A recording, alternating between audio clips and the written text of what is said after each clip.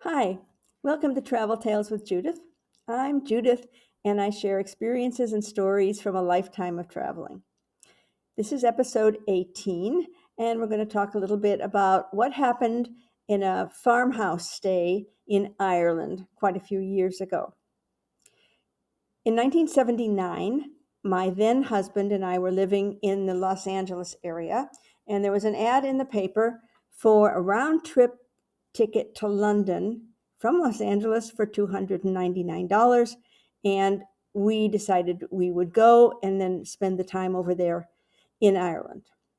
So we did that and we made our way to Ireland, and we had rented a car and we were going around and seeing the sights and really having a nice time.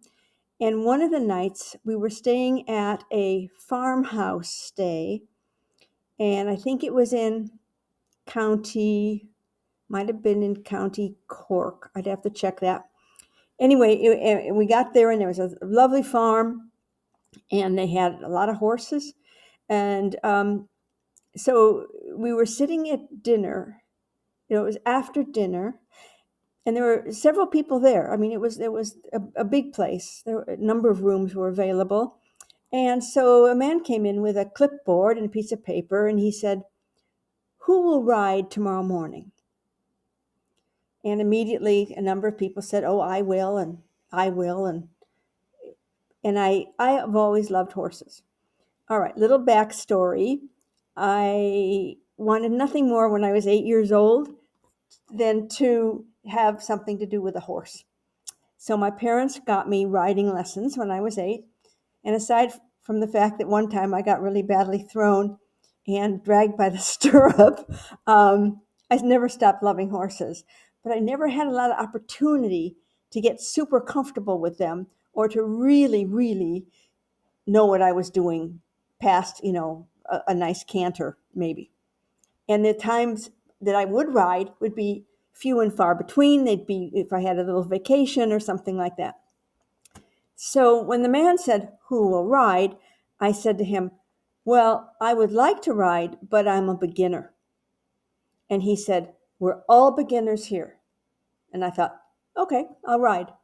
So I signed up to ride, and in the morning, I came out and I got me outfitted with the cap you have to wear, that cap helmet that you have to wear in Britain. And the first thing I noticed was that the saddles don't have posts on them because they're not Western saddles, and that makes you feel a little less secure because you really don't have much to hold on to except the reins and maybe kind of the top of the saddle. But anyway, we were all beginners, so I thought, okay, this is fine. So we all start out, and it was a lovely ride. It was through the forest. There was a brook running, and we all went through the brook, and I was just enjoying it. It was quiet. There were probably, I would say, at least 8 of us on the ride. Most of them were Europeans. I think I was the only American. So we're getting out of the woods now, and there was this huge field in front of me. And in the middle of the field were some hurdles. And the leader who had asked last night the leading question, he said, "Okay, we're just going to take a turn on the hurdles." I'm not taking a turn on any hurdles. I don't know how to do this, And I said to him, "This is supposed to be a beginner ride." And he says, "Well, yes, they're beginning hurdles." And I said, "I'm just going to sit on my horse over here and watch everybody go on the hurdles," which they did. So then we crossed over into another field, and we came to like this, well, I can't say it's a hill. It was like a ledge. We were looking at this straight on at a big elevation in the landscape. When I say big, I don't know how big it was, but I couldn't see the top of it, and I'm on the horse. And he said, "We're just going to jump up here." I said, "I've never jumped. I don't know anything about jumping."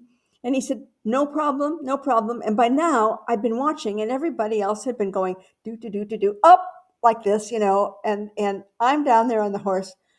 And I'm thinking, I don't know about this. And he said, this is really easy, really easy. I'm going to tell you exactly what to do. And I mean, I had to do it, or I'd be the only one left on the lower level while everybody else was up there. So he says, back your horse up. Somehow I managed to back the horse up. Okay, now he says, now, give him a little bit of the switch and kick him and really get him going. And then he'll just jump up. You just hold on. And I did that. And the horse did jump up. And now I'm on this ledge. And I found out that the ledge I was on was only about yay wide, maybe a yard wide, right? And by now, when I landed up there, I slid off the horse and was hanging off the side of the horse. And of course, all the other people who'd been waiting for me up there got to see this performance. So I somehow managed to make my way back upright on the horse. And I just felt totally stupid and embarrassed, although it was supposed to be a beginner ride, right? And so we went around this ledge, which was pretty narrow, and then we came back down into the forest, and we had a nice, quiet ride back to the farmhouse. So all I can say about this memory, because I've never forgotten it because of the